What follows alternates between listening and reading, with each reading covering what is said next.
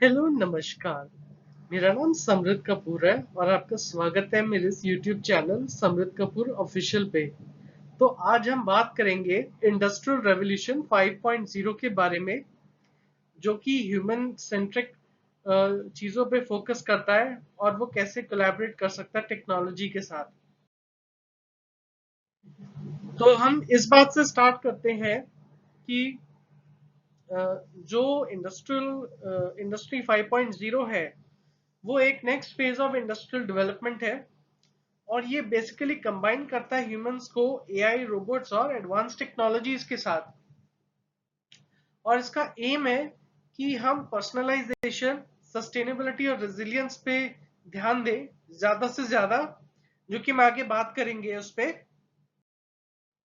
अगर हम देखें अब तक जितने भी इंडस्ट्रियल रेवोल्यूशंस हुए हैं उनमें जैसे कि हमने देखा, जो फर्स्ट इंडस्ट्री था उसमें स्टीम पावर एंड मैकेनाइजेशन का खूब भरपूर यूज हुआ, उसका इंट्रोडक्शन हुआ, उससे इन्वेंशन और कई नई चीजों की इनोवेशन शुरू हुई।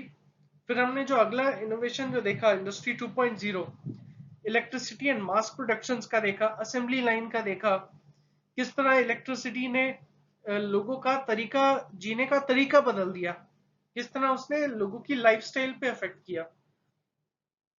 और फिर तीसरा इंडस्ट्री जो आया था वो है कंप्यूटर्स एंड ऑटोमेशन, कैसे कंप्यूटर्स ने चीजें काम करने के और सिंप्लीफाई कर दिए, किस तरह ऑटोमेशन ने आके बहुत जगह ब्यूरोक्रेसी को कम किया। फिर जो फोर्थ इंडस्ट्री है उसमें AI, internet of things and smart factories के बारे में को इंट्रोड्यूस किया, बनाया, और कैसे उसने लाइफ बदली लोगों की। और फिर तीसरा है, और फिर सॉरी पांचवा है इंडस्ट्री 5.0, जो आज हम इस पे डिस्कस करेंगे कि ह्यूमन सेंटर्ड टेक्नोलॉजी कितना इंपॉर्टेंट है आज के टाइम में। और इंडस्ट्री 5.0 का मतलब क्या है? उसका सिंपल एक मतलब ये है कि मशीन्स और ह्यूमन बीइंग्स अगर मिलके काम करें तो न जाने हम कितना कुछ इतना इनोवेशन कर सकते हैं, जो कि बिल्कुल हमारे बियॉन्ड अंडरस्टैंडिंग पे है, जो शायद आज हमें समझ ना आए। हो सकता है कुछ टाइम के बाद, मे बी एक डेकेड या कुछ साल के बाद इसके हमें रिजल्ट्स के बारे में समझ आएगा।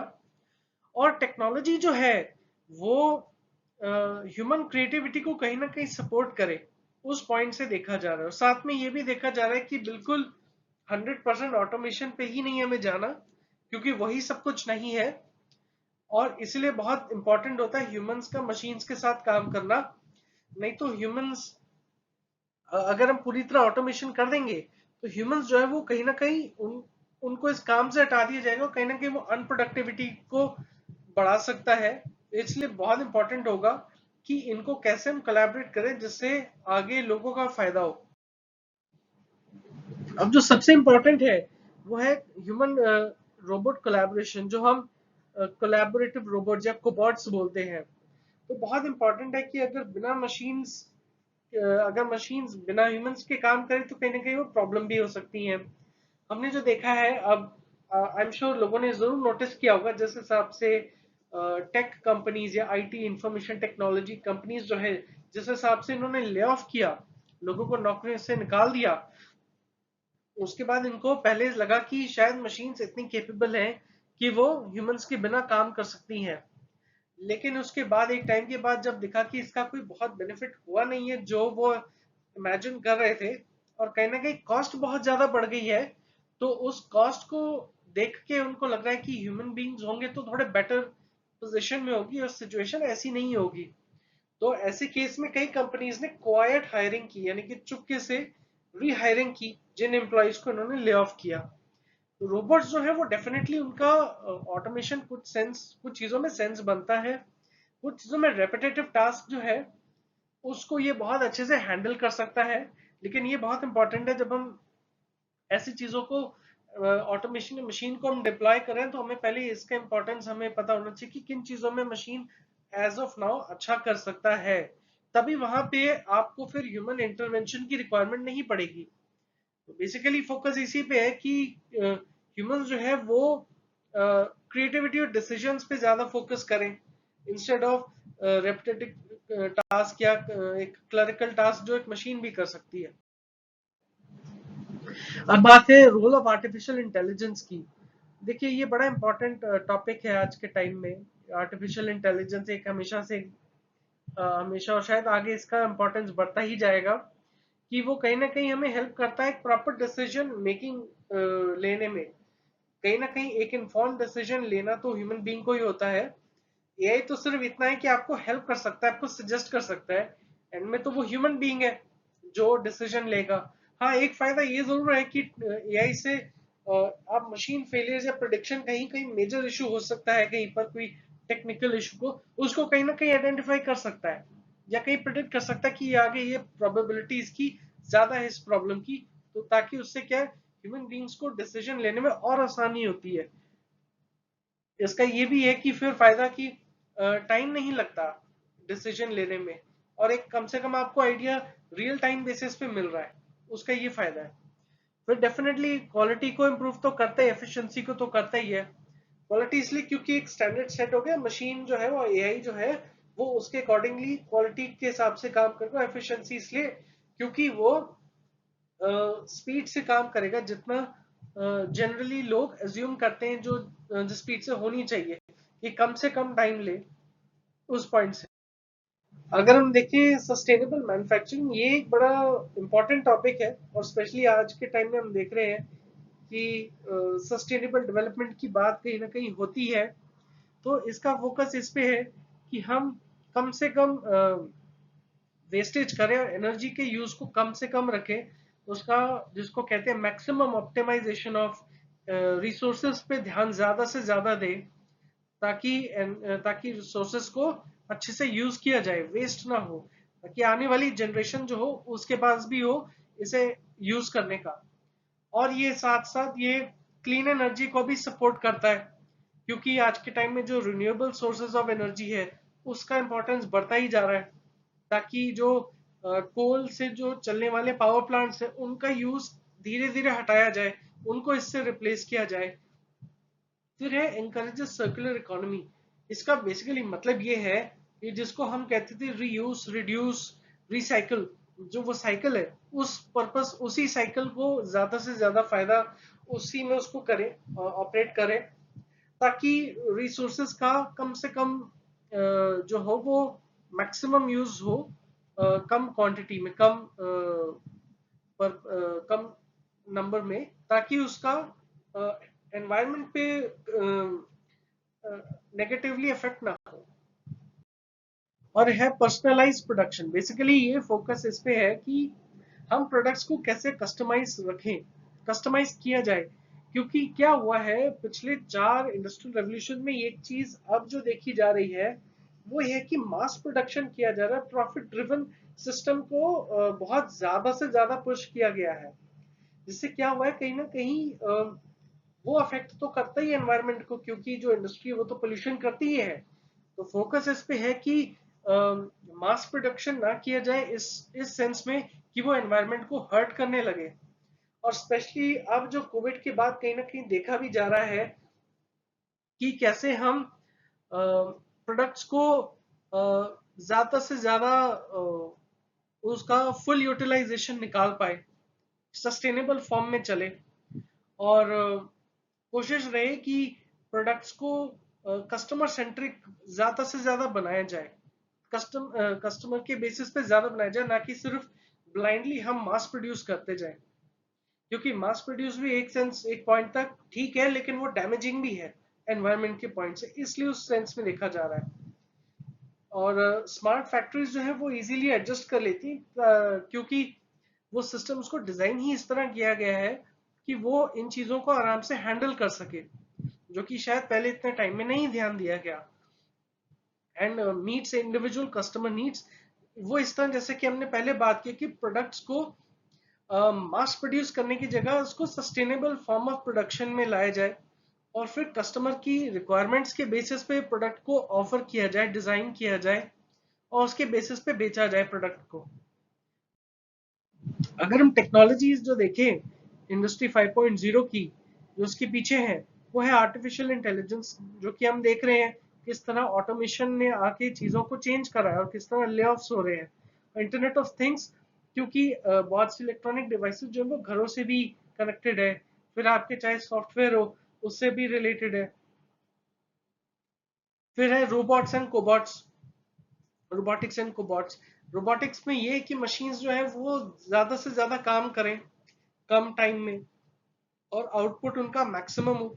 कोबॉट्स में ये, जैसे हमने पहले भी बात की, ह्यूमंस और रोबोट्स अगर मिलके काम करेंगे तो एक सस्टेनेबल डेवलपमेंट हम आगे बढ़ा सकते हैं।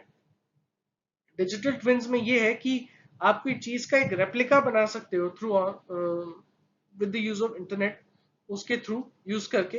और 3D प्रिंटिंग से ये है कि 3D प्रिंटिंग टेक्नोलॉजी से आप बहुत सी चीजें क्रिएट भी कर सकते हो। फिर चाहे आप 3D प्रिंटिंग मशीन से आप चाहे स्पेसिफिक डिजाइन आप तैयार कर सकते हो। जो स्पेशली ये 3D प्रिंटिंग का यूज स्पेशली देखा गया कंस्ट्रक्शन में। कुछ जगह पे प्री फैब्रिकेटेड वाले आइटम्स बनते हैं, फिर उनको सिंपली बॉक्स की तरह उनको असेंबल किया जाता है, जैसे कि बच्चे के लिए टॉयज होते हैं। कुछ वैसे ही है ये 3D प्रिंटिंग का यूज। उस पॉइंट से भी देखा गया है कि आप 3D प्रिंटिंग के थ्रू साथ साथ आप स्पेयर पार्ट्स भी डिजाइन कर सकते हो। वो भी एक पॉइंट से, वो भी एक चीज है जिसके थ्रू आप पर्पसफुली आप इसका काफी ज्यादा यूज कर सकते हो। फिर बिग डेटा एनालिटिक्स, उसका ये है कि आज के टाइम में डेटा का जो यूज है वो अब कहीं ना कहीं उसकी इंपॉर्टेंस अब बढ़ती ही जा रही है।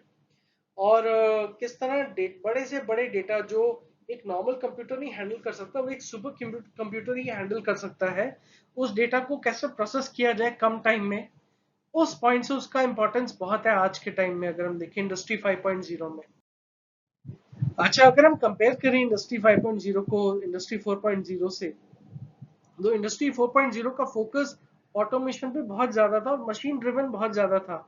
उसका ये असर था कि फिर कई जगह पे ये देखा गया कि अब मशीन जब कर सकती है, इतने अच्छे से कैपेबिलिटी उसकी इतनी है, तो फिर हमें ह्यूमन बींग्स की क्या जरूरत है, हमें उसकी क्या रिक्वायरमेंट है। तो उस पॉइंट से देखा गया कि इंडस्ट्री 4.0 को इस तरह प्रमोट हुआ। लेकिन ये इंडस्ट्री 5.0 जब से ये स्टार्ट हुआ है, अब इसमें कहीं ना कहीं ये देखा जा रहा है कि ह्यूमन सेंटर्ड होना बहुत इंपॉर्टेंट है। जैसे कि हमने कोबॉट की बात की, और ह्यूमन मशीन पार्टनरशिप बहुत ही इंपॉर्टेंट है, ताकि हम ज्यादा से ज्यादा ह्यूमन बींग्स को इन्वॉल्व करें, ताकि वो क्रिएटिविटी और इनोवेशन को और अच्छे से कर पाए, ज्यादा से ज्यादा कर पाए, ताकि फिर प्रोडक्ट्स और सर्विसेज को ऑफर उसके अकॉर्डिंगली किया जाए और कहीं ना कहीं वो प्रोडक्शन को हैम्पर ना करे उस सेंस में। तो हम एप्लीकेशन आज के टाइम में देखते हैं उसकी, वो है ऑटोमोबाइल मैन्युफैक्चरिंग। वो ये है कि जैसे मशीन्स का यूज है, उसमें हम ह्यूमन बींग्स को कैसे इन्वॉल्व करें जिससे ऑटोमोबाइल मैन्युफैक्चरिंग और अच्छी हो और ह्यूमन सेंट्रिक हो, सस्टेनेबल हो और वेस्टेज और भी कम हो। Health care and personalise medicine है। अगर हम इसमें देखें आज के टाइम में जो एप्लीकेशन आ गई, हेल्थ केयर एप्स आ गए आज के टाइम में, जो स्मार्ट वॉचेस आ गए, वो किस तरह आपकी बॉडी के सिग्नल्स को पकड़ता है, जिसके थ्रू कई बार जो मशीन है वो पूरा बॉडी को सेंस कहीं ना कहीं कर लेती है। जब हम स्मार्ट वॉच पहनते हैं तो वो हमारी हार्ट बीट और न जाने कई चीजों को वो पकड़ने की को गैदर करने में लगा रहता है, जिसका ये असर होता है कि हेल्थ इंश्योरेंस पॉलिसीज कई बार आपको उसके अकॉर्डिंगली डिजाइन की जाती है। उस तरह हेल्थ इंश्योरेंस जो है वो ऑफर होती है कस्टमर को, ताकि फिर वो उसके अकॉर्डिंगली पैसा चार्ज कर सके। स्मार्ट लॉजिस्टिक, जैसे कि हमने ये देखा जा रहा है कि चाइना जैसे देश में और कई और जगह पे अब मशीन्स ही काम कर रही हैं। उस पॉइंट से वेयर हाउस में सामान की हैंडलिंग कैसी कैसे होती है, उस पॉइंट से देखा जा रहा है स्मार्ट लॉजिस्टिक्स में।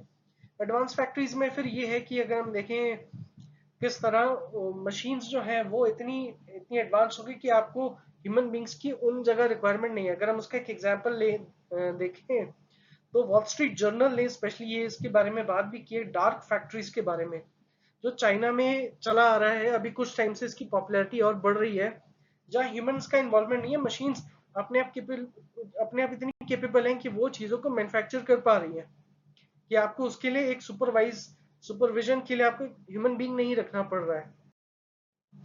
फिर एडवांटेजेस जो है इसके हैं, देखो हाई प्रोडक्टिविटी तो है ही है, जो कि हम पहले भी बात कर चुके हैं कि प्रोडक्टिविटी को कितना ज्यादा से ज्यादा बढ़ाया जाए। और फिर बेटर क्वालिटी इसलिए कि अगर हम प्रोडक्ट क्वालिटी को और अच्छा करें, प्रोडक्ट को वैसा ऑप्टिमाइज करें, वैसा डिजाइन करें जिसके बेसिस पे ह्यूमन ह्यूमन बींग्स जो है वो जब ऐसा प्रोडक्ट के सर्विसेज को अवेल करें तो वो इसके ज्यादा से ज्यादा फायदा उठाए।